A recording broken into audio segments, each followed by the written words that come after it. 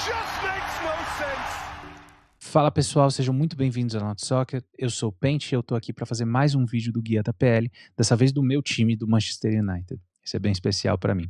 Antes de eu começar, eu queria pedir o seu like, o seu hype, a sua inscrição e o seu membro no canal. E queria mandar um agradecimento especial, assim como tem feito o Estevão nos últimos vídeos aqui. Tem sido bem legal a resposta de vocês e a gente fica bem feliz de ver que vocês têm gostado das discussões. Vamos lá, Manchester United. Eu quero voltar para o momento da aquisição da Ineos para começar a discussão com vocês. A Ineos compra um terço do clube, efetivamente, mas assume o controle operacional em 2024. E, obviamente, foi uma transação que gerou um otimismo em boa parte da torcida. Isso porque significaria uma liberdade, ou pelo menos uma liberdade parcial, com relação ao mando dos Glazers, que tem sido tão destrutivo para o clube nos últimos 20 e poucos anos. Resumi muito aqui, mas, de novo, um assunto batido, então eu estou passando bem rápido mesmo. Esse otimismo veio de uma esperança de uma nova forma de atuar como clube de futebol, de promessa de investimento de infraestrutura, de investimento efetivo em infraestrutura com o novo CT. Mas enquanto você tinha todos esses lados eventualmente positivos ou que te davam esperança, você teve outras coisas que foram acontecendo conforme o mando da Ineos que foram gerando alguns desgastes, né? Desde que eles assumem, eles têm uma postura muito forte de corte de custos, que leva na vida real à demissão de pessoas e pessoas normais, né? Não jogadores de futebol que ganham centenas de milhares de libras por semana, mas pessoas normais, e eles cortaram muito o headcount disso, aumentam o preço de ingresso, tem uma série de coisas que geram um pouco de desgaste de receptividade da torcida com a gestão. E no que diz respeito ao campo, eu dividiria em duas partes. Eu acho que o United, a partir do momento da aquisição, tem se portado, em média, um pouco melhor no mercado de transferências, e eu vou falar mais se eu acho que esse é o caso aqui dessa janela ou não. Mas, por outro lado, você tem turbulências muito fortes de comando, né? Então, isso aconteceu com o Dan Ashworth na camada de diretoria e aconteceu na camada de técnicos de forma indiscutível.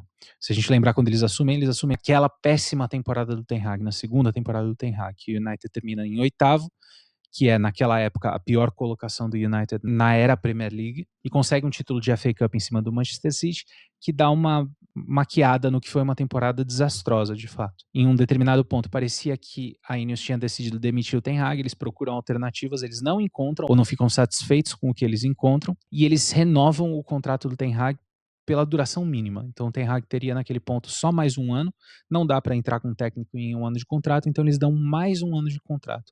É um voto de mínima confiança. E aí, obviamente, você entra na temporada seguinte, 24-25, com o Ten Hag sendo demitido porque o time tinha problemas seríssimos estruturais. Isso acontece em outubro. A primeira temporada da Ineos começa com uma turbulência muito forte nessa camada, e eles pegam um time que quebrava recordes negativos no United, e eles conseguem piorar com o apontamento do Rubem Amorim. Ele assume o time em 12º, quando o time estava a 7 pontos de distância de uma vaga de Champions League.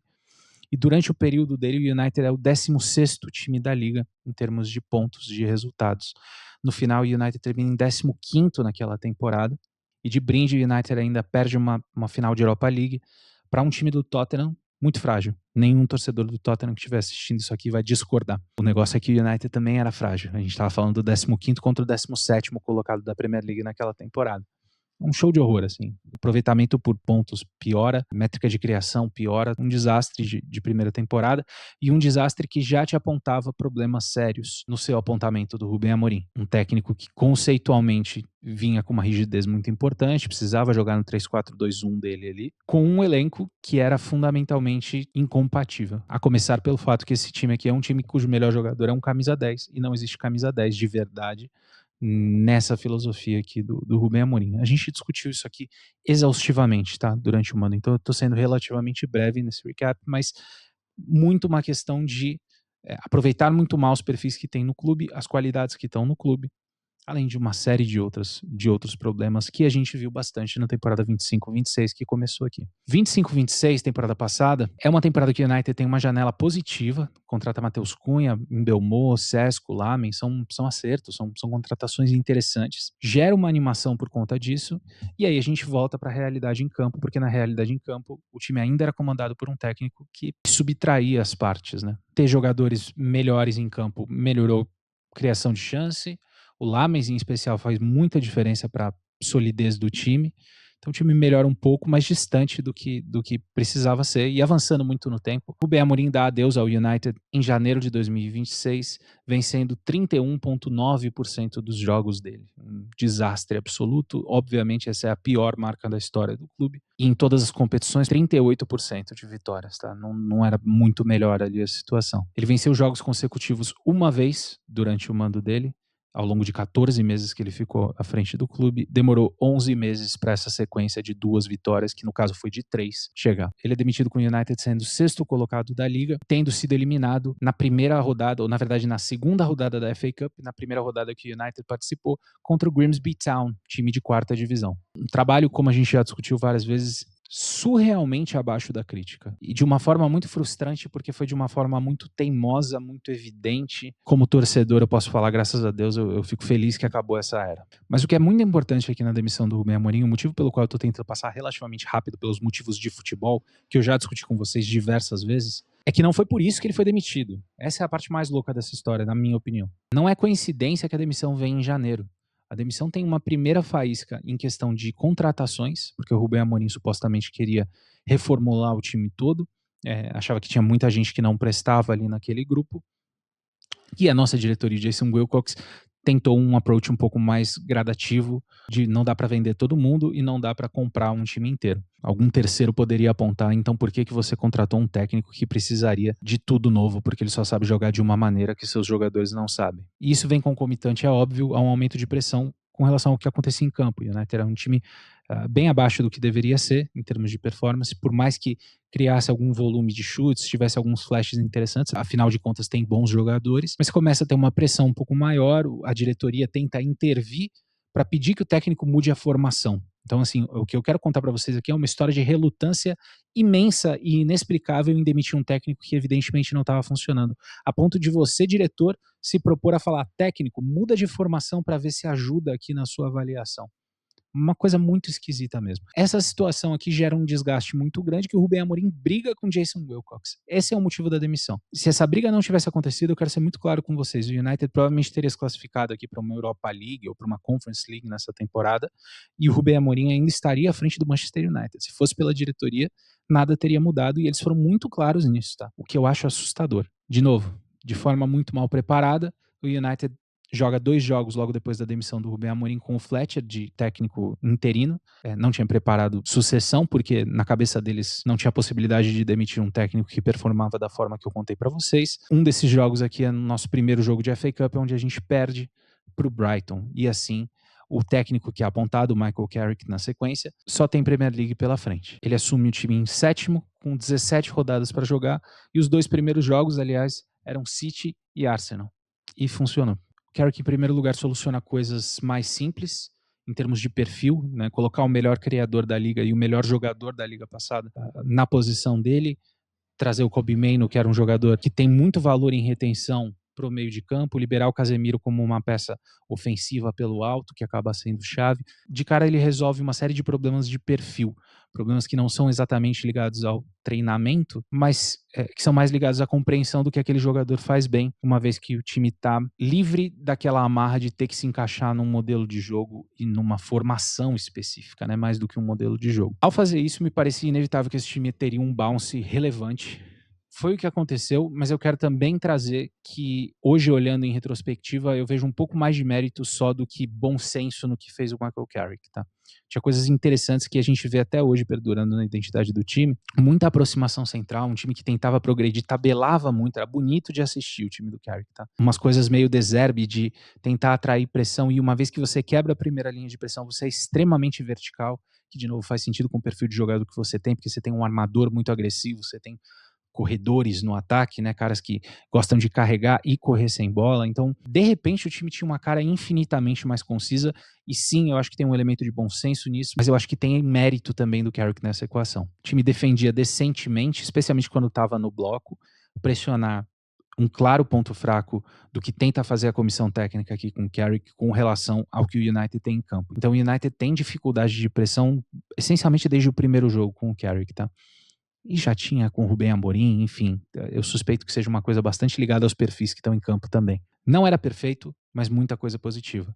E numa temporada onde, se a gente for sincero, quase ninguém foi espetacular em termos de time, de equipe, de performance, o United acaba se destacando nesse recorte com o Carrick, que não é irrelevante, são 17 jogos, praticamente um turno inteiro. Nesses 17 jogos, o United é o primeiro da liga. Nesse recorte aqui, o United é o time que mais fez gols e o time que mais acumulou pontos. Foram 33 gols e 39 pontos em 17 jogos. Isso dá 2,29 pontos por jogo, e se você quiser fazer uma continha, uma retrospectiva histórica, isso é ritmo de time de título em 15 das 34 edições de Premier League que a gente teve na história. E em outras duas você empata com o campeão no número de pontos. É um recorte relevante, é forte. Eu trouxe aqui por esse motivo, tá?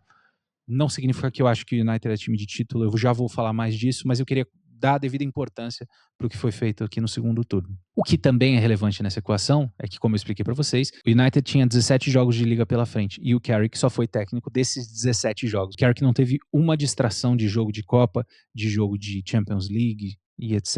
E isso ajuda bastante, tanto na gestão física, no aspecto de lesões, como na preparação para os jogos. Então, tem vantagens aqui, mas eu acho que não tira totalmente o mérito do que a gente está vendo aqui. Eu acho que teve coisas interessantes, repito, e o retrospecto é forte o suficiente para ser destacado. E assim, o clube que estava na camada dos seus diretores, contente em ficar sofrendo, para usar uma palavra do Rubem Amorim, no meio de tabela ali, e talvez pegando uma vaga de competição de segunda linha, termina em terceiro, confortavelmente, em posições de Champions League. E é assim que o United chega na janela de 26, 27.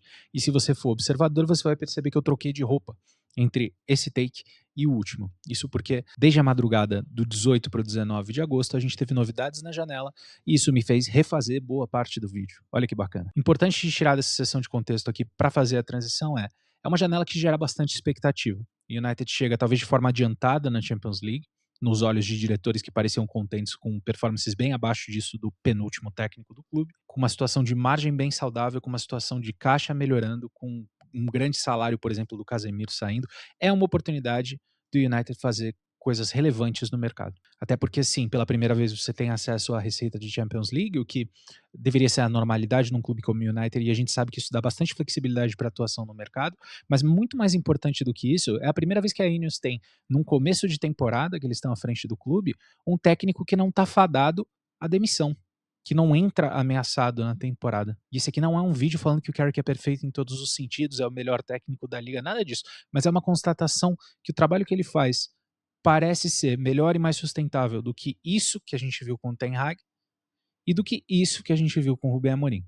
E até aqui tem sido uma montanha-russa a janela. Nesse momento que eu estou gravando para vocês, o United gastou 97,3 milhões de euros em contratações confirmadas, 45,15 líquido, que seria o menor valor desde 2010.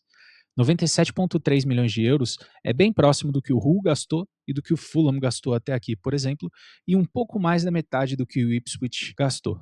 E já que a gente está nessa tela aqui, o Coventry também gastou bastante mais do que o United nesse momento.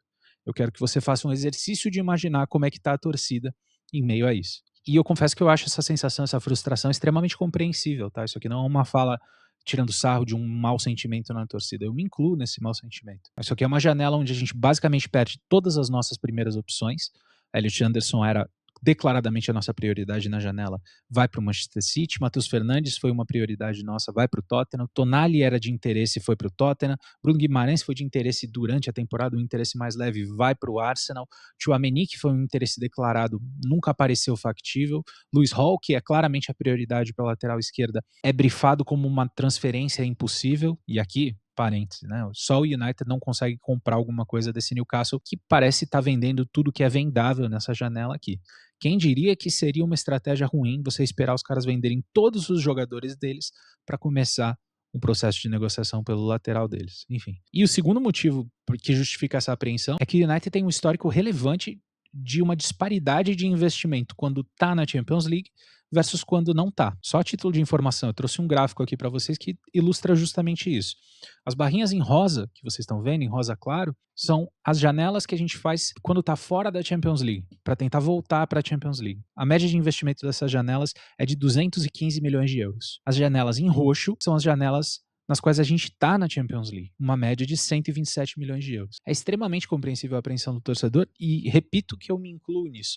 Só que não deixa de ser um torcedor conhecendo ainda os donos. O que é a Ineos enquanto entidade gestora. A administração ela é de fato ambiciosa, o objetivo deles internamente lá é ficar no top 4 só, e se for, eles sabem que isso vai gerar um desgaste insustentável com a torcida. Tem um processo aqui de gerar confiança e quebrar confiança a cada ação que é tomada, a cada janela que passa, a cada apontamento de técnico. Ainda é um processo de introdução e de formação de opinião com os novos donos. E o meu vídeo original, vou até colocar aqui para vocês, ele falava que eu não acreditava que a janela tinha acabado, porque o United se esforçou muito a nível de diretoria, a nível de jogadores, a nível de recrutamento para estar nessa posição dessa janela aqui, e parecia pouco lógico que se contentaria em fazer um mercado tão tímido, tão discreto. Eu acho mesmo que a gente vai parar a janela desse jeito, com um buraco no meio de campo, com áreas obviamente carentes e com uma janela que não gasta dinheiro nenhum. Eu acho que isso não vai acontecer. Obviamente hoje a gente teve notícia, eu já vou falar disso, calma, mas são passos e tem uma questão de timing aqui que o United tem uma tradição ruim de gastar essencialmente 40% do orçamento total da janela depois que a temporada já começa.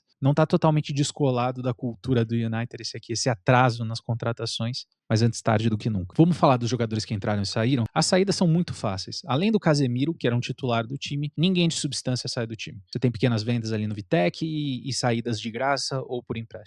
As chegadas, nesse momento aqui, também são curtas. O United traz o Darlow de graça para ser um goleiro reserva, o Tielemans por 35 milhões de libras ou 41 de euros, não precisa de introdução, e o Andrei por 48 mais 2 de libras ou 56,3 de euros. De novo, a gente fez um vídeo discutindo essas peças, tá? Eu vou linkar aqui nesse momento e eu vou me permitir a liberdade de discutir coisas novas para a gente não ter um overlap entre esses dois vídeos, tá? Mas o que a gente tem de fato de novidade é a notícia do Baleba, meio-campista do Brighton, de 22 anos de idade, camaronês, que já tinha sido fortemente especulado na janela passada. Segundo o Ornstein, está próximo de uma transferência. O tom da notícia sugere isso, por mais que seja uma notícia que diga a rigor que o United fez uma proposta de 60 mais 5 e que não é exatamente esse o valor que o Brighton quer. Só o fato da notícia ter vazado numa janela na qual o United está fazendo tanta questão de não vazar informação de transferência, provavelmente é indicativo de uma transferência que está avançada. A gente vai trabalhar com essa hipótese aqui para esse vídeo. Se ele não fechar, fica aí uma discussão que não serve para nada. De passagem aqui, interessante ver que o United continua com uma estratégia extremamente voltada para o mercado interno, né, para o mercado de Premier League, o que tende a significar jogadores mais caros, apesar de não ser exatamente o caso aqui dessa janela, e teoricamente um grau de incerteza um pouco menor, pelo menos a nível de adaptação da liga. E eu sei que se você torce para o United, você está nesse vídeo aqui querendo provavelmente uma discussão sobre o Carlos Baleba, então vamos fazer, agora. Vamos pro campinho e a gente fala disso. Departamento de goleiro, o United tem o Lamens como titular, goleiro seguro, Darlow nova chegada, Heaton como opção, Dalot e Mazraoui pela direita, Shaw e Dorgu pela esquerda, a gente vai falar mais disso. Uma zaga que tem Lisandro Martinez e Maguire como titulares e opções de elenco Heaven, Yoho e Delite, se ele conseguir entrar em campo em algum momento sem lesão. Um meio de campo que eu estou tomando a liberdade aqui de incluir o Baleba para a gente ter uma visualização do que seriam as opções. Então, Tielemans, Baleba, Menu e Andrei. Aqui em especial eu não quero que vocês prestem muita atenção na hierarquia de titularidades, porque eu acho que é bem fluido o cenário e eu também acho que não é muito delineado quem está acima de quem aqui nas escolhas, pelo menos nesse momento, enquanto a gente não conseguiu ver o Carrick com todos disponíveis e um padrão sólido de jogos para inferir isso. Camisa 10 você tem naturalmente o Bruno Fernandes, melhor jogador da temporada passada, Mason Mount como opção, Mbeumo, Matheus Cunha e Sesco como peças de ataque e opções para a ponta esquerda, Marcus Rashford, um assunto por si só, mas é um cara que pode somar bastante para um ataque que já não era totalmente fraco na temporada passada, Dorgu, Amad, opção bem forte, e Zexi como centroavante reserva. Zexi tem interesse da Itália, pode ser que saia. Marcus Rashford é uma situação ainda em aberto, a comunicação oficial é que ele fica de fato. Vamos esperar para ver se realmente acontece isso e eventualmente se acontecer, como eu falei, tem bastante coisa para discutir sobre ele, inclusive em campo. Eu acho que é um cara que traria uma dimensão diferente desses caras que eu falei aqui para vocês. E o Gart faz parte do elenco, mas não tá incluído aqui por ter rompido o ligamento cruzado do joelho e por ser um cara que parecia ser escanteado no elenco. Vamos para a parte mais legal. Eu quero falar uma palavrinha aqui sobre o setor de meio de campo. Para isso, eu queria ilustrar para vocês o quanto o United melhorou com o Michael Carrick especificamente. Parem de interpretar isso aqui como uma crítica ao Rubem Amorim, porque essa é muito fácil de se fazer. Eu quero elogiar o Carrick aqui nesse aspecto específico. O pessoal da United Arena, excelente conta do United, para quem torce e gosta desse aspecto estatístico, levantou algumas métricas de melhora de construção de jogada, que para mim foi uma das grandes vitórias táticas e estruturais do Michael Carrick, sem mudar os jogadores, simplesmente reposicionando e reestruturando os movimentos de construção de jogada do time. Tiros de meta curtos, com o Amorim 44%, com o Michael Carrick 54%. Tiros de meta curtos depois retornados ao goleiro e esticados, com o Amorim 15,6%, com o Michael Carrick 5,6%. Resultados uma vez que esse time é pressionado. Com o Rubem Amorim, 41% das vezes completava o passe, com o Michael Carrick 50,8%. Eu estou selecionando algumas para não ficar lendo todas, tá? Mas eu encorajo vocês pausarem e lerem com calma, que é bem interessante, é bizarra a melhora. Escapadas de pressão dentro de 15 segundos, 12% das vezes com o Rubem Amorim, 18,8% das vezes com o Michael Carrick. Tempo para escapar a pressão com o Rubem Amorim, 16 segundos e meio, com o Michael Carrick, 12 segundos e meio. Quão rápido esse time chega construindo no terço final do adversário. Com o Rubem Amorim demorava 20 segundos, com o Michael Carrick 15,8. Velocidade média dos passes, que é uma coisa que dá para ver, tá? A diferença de número parece pequena, é sensível quando você assiste. Com o Rubem Amorim, 11,16 metros por segundo, com o Michael Carrick, 11,36 metros por segundo. Tudo isso para ilustrar um time que estruturalmente constrói muito melhor. E o que é interessante nessa reflexão é que ele fez isso com o mesmíssimo meio de campo que tinha o Rubem Amorim, que mostrava essas estatísticas. Então a comparação é bem pertinente. E eu falo do meio de campo não por acaso. Naturalmente é uma peça-chave nessa equação aqui. E o que aconteceu de fato com o meio de campo? O Casemiro, eu falei na primeira sessão do vídeo, né? O Casemiro, ele é liberado para ser uma peça um pouco mais ofensiva, porque o Casemiro não é confortável nesse tipo de situação de pressão de construção, e tem outras valências lá na frente que são valiosas. O Kobbie Mainoo entra como peça-chave de retenção para ter segurança na posse. E aí tem uma questão estrutural ali de mais números, né? Mais jogadores vindo para ajudar a construir e uma diminuição da distância desses passes aqui que facilita bastante as coisas estruturalmente. E aí vamos falar das transferências, né? Tudo isso aqui foi um preâmbulo para vocês entenderem a lente que eu acho que faz sentido a gente analisar esse meio de campo, porque a gente consegue extrair dali uma intenção de como o Michael Carrick quer jogar, como o Michael Carrick quer construir. Com relação à saída do Casemiro e às chegadas do Andrei Santos e do Tielemans, dá para falar sem medo nenhum que o United melhora muito a qualidade com a bola no pé, nas fases de construção e nas fases de armação. Mas como eu já discuti com vocês, isso cria um eco de perfis entre Andrei, Tielemans e Kobbie Mainoo sem a bola, que é bastante preocupante. São jogadores que são pouquíssimo móveis, não que o Casemiro fosse particularmente móvel, inclusive não era, mas era uma área que o United gostaria de melhorar, presume-se. O aspecto físico piora, porque o Casemiro, por mais que estivesse distante do seu auge físico, ainda era uma presença impositiva nos duelos, e em especial a presença aérea nas duas áreas, né? Nisso o Casemiro era realmente muito importante para o time. Em outras palavras, na prática, tá jogando Tielemans e Kobbie Mainoo. United perdeu a bola. A gente consegue recuperar a bola lá em cima? Se não, no primeiro momento de pressão, quando a gente tiver que correr para trás, a gente está confortável com essa equação? Quando a gente vai pressionar, esses são jogadores que estão particularmente confortáveis pressionando de forma agressiva? A resposta para todas essas perguntas é relativamente negativa com um conjunto de Andrei, Kobbie Mainoo e Tielemans. E, portanto, você cria uma pressão na quarta peça para que ela supra essas deficiências e permita que as qualidades incríveis desses três jogadores com a posse de bola não sejam ofuscadas por outros problemas. E é nesse contexto que vem a notícia do Baleba, e eu acho que é principalmente nesse contexto que dá para a gente olhar o lado positivo de uma potencial contratação do Baleba. Como eu falei para vocês, United, com o conjunto de meio-campistas que eles tinham até aqui na janela, criava um espaço muito bem definido do que faltava. E eu preciso ser sincero que o Baleba preenche essas caixinhas. A discussão fica um pouco mais difícil no caso do Baleba, porque ele vem de uma temporada 0 de 10. A gente tá falando de um jogador que foi substituído 20 das 23 vezes que ele foi titular na liga nessa temporada. 87% dos jogos ele é substituído, sendo 4 dessas 20 substituições no intervalo e uma delas aos 22 minutos contra o Aston Villa. Com o Baleba titular, o Brighton acumulou 1,04 pontos por jogo nessa temporada. Sem o Baleba, o Brighton acumulou 1,73. Não tem muito como enquadrar isso aqui numa luz positiva. Por mais que essas estatísticas que eu trago aqui para vocês possam ter algum ruído, é óbvio que os pontos por jogo não são uma ligação direta com aquele jogador estar em campo e etc. Tem um motivo pelo qual, no nosso guia da PL do Brighton, eu não coloquei ele titular. Então não existe dúvida que o United contrata um jogador em baixa, depois de ter perdido uma série de alvos primários, como eu discuti com vocês. Só que está distante de ser uma contratação perfeita, que você pode relaxar e ter certeza que vai dar certíssimo. Mas existem contrapontos relevantes, né? Há 12 meses ele era um dos 2 meio-campistas jovens da liga mais cobiçados. Era ele, o Wharton, e não se falava mais de outro jogador. É um jogador extremamente atlético, extremamente físico, bizarramente rápido para um meio-campista. Ele costumava ser ponta na base. Não é exatamente o Casemiro pelo alto, também não é tão alto, tem 1,79 de altura, mas você jamais descreveria esse cara como sendo frágil pelo alto, o que por si só já é uma melhora com relação aos outros jogadores desse grupo aqui de meio-campista. Mas isso aqui, com relação ao Casemiro, é uma melhora tão grande quanto possível em termos de mobilidade. E assim como o Casemiro foi usado com o Carrick, eu acho que ele tende a não ser usado como o cara que recebe a bola do goleiro ou dos zagueiros, aquele primeiro cara da primeira fase. Então, nesse sentido da palavra, ele não vai ser exatamente um 6, porque ele não é um 6 que tem aquele instinto de proteger a frente da área. Minha expectativa é que ele seja usado como um destruidor mais solto, um cara que tem permissão para ir atrás da bola, para caçar mesmo. Eu acho que para mim essa discussão importa, porque não é exatamente assim que ele é usado no Brighton. O Brighton exige muito mais do passe dele, e eu acho que esse é um dos maiores motivos que ele teve tanta dificuldade nesse último período.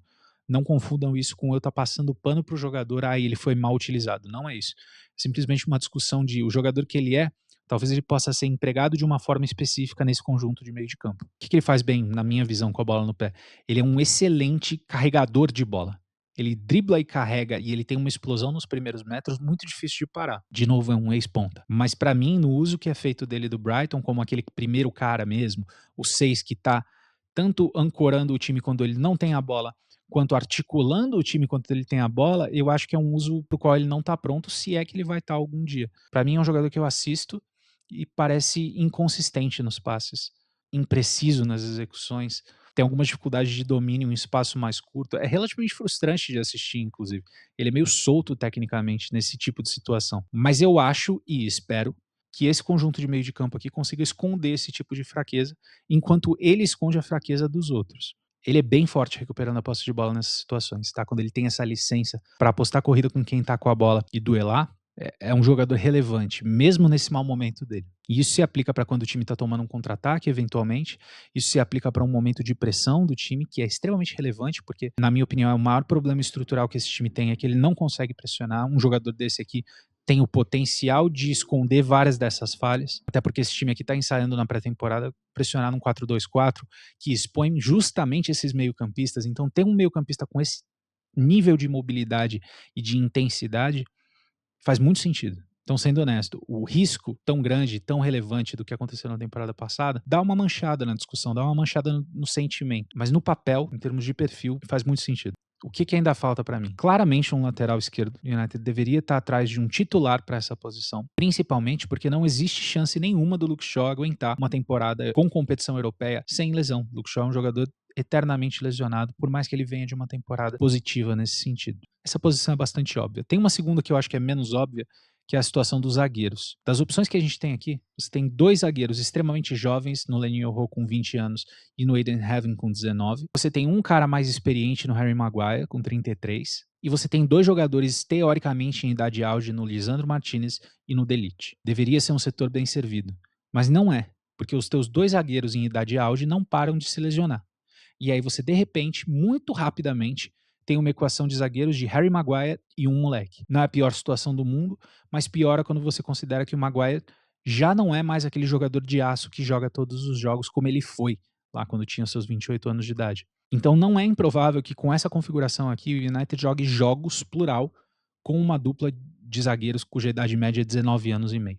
Isso dificilmente é uma equação de sucesso para qualquer time. E se fosse possível, eu sei que é difícil, no mundo ideal acho que o United tentaria se livrar dos zagueiros em idade auge para repor com um titular de verdade. E naturalmente, se um de Rashford ou Zirkzee ou os dois saírem, esses caras precisam ser repostos, cada um à sua maneira, com a sua discussão de perfil ali, que eu não vou entrar aqui. Opinião geral aqui para fechar a nossa discussão.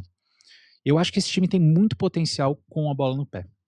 Acho que tem potencial para ser um dos melhores times da liga mesmo. A gente viu a liga indo para um caminho tático de muita marcação individual, especialmente nas situações de pressão, e as formas mais naturais de você combater esse tipo de tendência são tendo jogadores que são muito confortáveis em espaço curto, tabelando e quebrando linha com passe, e jogadores que são confortáveis driblando e carregando a posse de bola. Nas contratações do meio de campo do United, o United interessa os dois. O Baleba, longe de ser um jogador confortável em espaço curto, mas é muito potente carregando posse de bola. Menu é um driblador muito acima da média para um meio campista, muito mesmo. E no Tielemans e no Andrei você tem passadores que quebram linha pra caramba.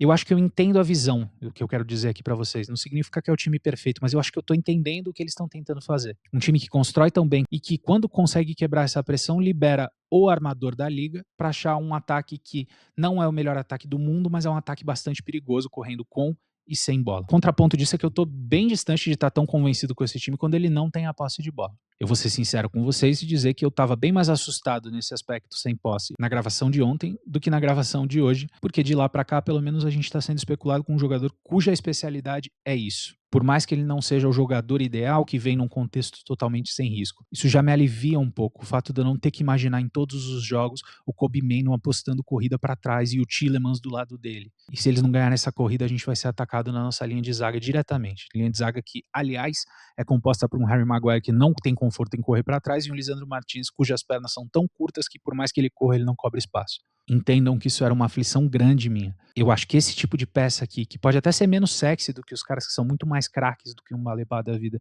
mas eu acho que esse tipo de cara aqui diminui a chance da gente terminar em 10º no campeonato. E olha que eu tô falando de um jogador que atrapalhou a temporada do Brighton. É muito mais uma discussão de perfil aqui pra mim e o quanto isso pode ser valioso num time que carecia tanto desse tipo de jogador. Eu não acho que isso aqui é uma janela que a gente pode olhar e falar: o United deu o próximo passo, tá pronto pra brigar por um título. Eu acho que não. Mas eu acho que, se essa janela aqui termina contratando o lateral esquerdo titular que precisa ser contratado e repondo eventualmente os jogadores que saem, o United está relativamente bem posicionado para brigar por vaga de Champions League. Esse aqui é o primeiro ano em um tempinho que dá para o torcedor do United entrar com alguma positividade, ou pelo menos sem a certeza de desastre. A gente sabe que dá até medo de falar isso no caso do United, porque tudo acontece nesse clube, mas a lógica dita que é esse o caso. Vamos ficar de olho, a janela não acabou. A gente tem 12 dias para o meu time comprar um lateral, um zagueiro, eu espero, e as reposições que eventualmente forem necessárias. Eu espero que vocês tenham gostado dessa discussão aqui dividida em 2 dias. Por favor, deixa o like, o hype, seu comentário, se inscreve no canal, faça parte do nosso clube de membros e a gente se vê no próximo vídeo. Até lá!